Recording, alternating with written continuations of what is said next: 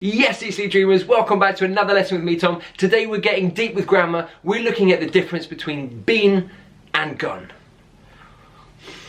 Any idea? We're about to find out. Stop! Grammar time! Grammar time! Grammar time! Stop! Grammar time! Welcome to Eastleigh Dream English. If you haven't met me before, my name is Tom and I teach fresh, modern British English so that you can take your English to the next level and achieve your life goals. Thank you so much for joining me today, guys. We're looking at the difference between been and gone. Not everyone knows the difference and it's really important. Now before I get started, guys, remember that you can become a member of Eastleigh Dream English. You can get access to live streams with me. You can ask me your questions live and you'll get lots of extra content. If you're interested, you can hit that join button underneath this video. Also, guys, remember to stay around till the end of this video where I have my new feedback section where I look at your comments from the last video and I reply to them. Looking forward to that one. It was super fun last time. We're going to do it again. Okay, but enough of that. Let's get going. The main confusion lies in the fact that we use been and gone as the past participle for go. However, the meaning is different. We're talking here about the present perfect, right? So have or has plus the past participle, so been or gone. Now, if I said to you, I've been to Paris, that would tell you that I visited Paris and then I returned. It was a complete visit. I went, I came back. Done. If I said to you, I've gone to Paris, that means that the visit is not complete. I went there and I am still there now. So that's all it is.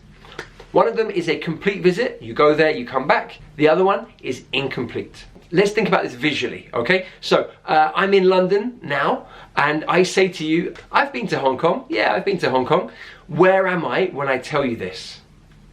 I'm in London, right? Because it's a complete visit. I've been to Hong Kong, and I've returned, a complete visit. Okay, now, maybe we're on the phone, and I tell you, I've gone to Hong Kong.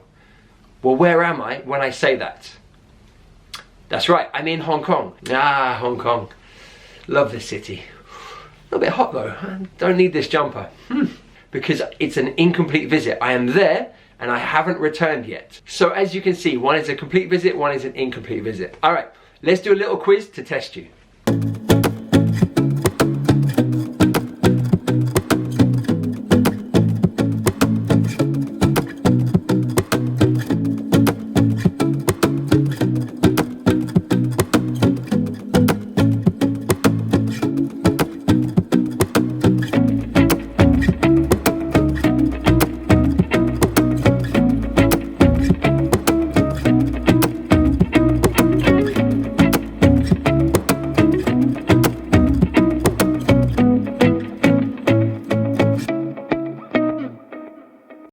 How did you do? Was that okay? Did that make sense? Alright, it's quite simple really, but yeah, it's important to get the difference. Okay guys, let's get into this brand new section where I feedback on some of your comments from the last video, which was 36 words that you don't know how to say correctly. Now, some of these comments were so awesome. So the first one, Jessica Chang says that she visits Loughborough every single day. Now Loughborough was one of the words that we looked at that you couldn't pronounce. And Jessica didn't know how to say it, but she visits that city every single day. Awesome. All right, so now hopefully you know how to say it, Jessica. Thank you for your comment. William Gutierrez asked for the difference between mouth and mouse. The beginning sounds are the same, mouth and mouse. So the most important thing here is what are you doing with your tongue at the end of the word.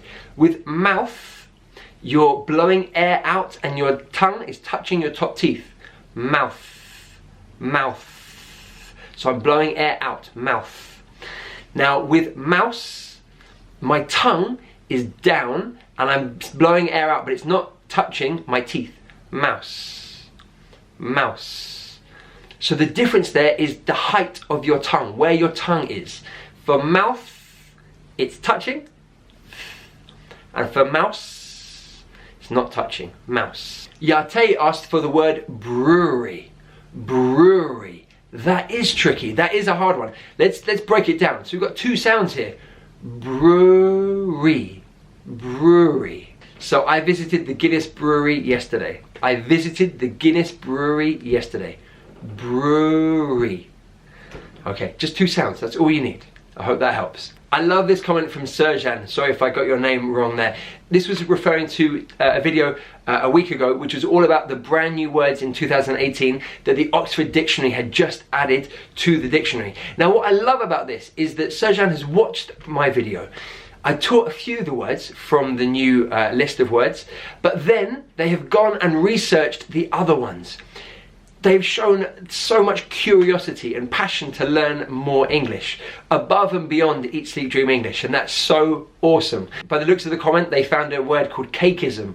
Love it. What a great word. And they're also suggesting that we come up with some new words, like chairdrobe, which is basically like your wardrobe, but you know when you come in from a long day and you get changed and you don't put your clothes into their wardrobe, you just throw them onto a chair. A chairdrobe.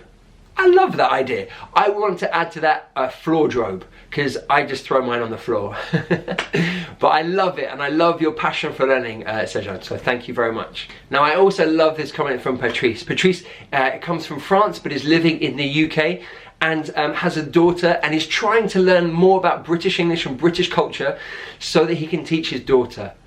I love that so much. That's exactly what Eat, Sleep, Dream English is about. It's about you guys being able to help the people around you and yourselves, of course. And wow, I mean, what an amazing father you are to be doing that. That's incredible. So thank you so much for your comment, and I want to do everything I can to help you to teach your daughter. And anyone else that's trying to help their family learn English, let me know, because that's an amazing thing to do. And finally, a lovely comment from Anita. Anita came on the meetup that we did last week. We met up in London. There's about 15 of us, Eat, Sleep, Dreamers, and we walked around Regent's Park, Primrose Hill, and then we ended up in a pub, just having a chat, having a conversation, just getting to know each other and making friends. And I think a few of you guys went off afterwards to Winter Wonderland to hang out. So that's what it's all about, guys, making a community. Anita, thank you so much for coming. Lovely to meet you. And I'll plan another meetup really soon, and I hope to see a lot of you guys there. All right, guys, thank you so much for hanging out with me again. Remember to check me out on Instagram and on Facebook. Join the YouTube membership scheme, and have a great day. That's all you need to do. Have an amazing day. Until next time, guys, this is Tom, the Chief Dreamer, saying goodbye.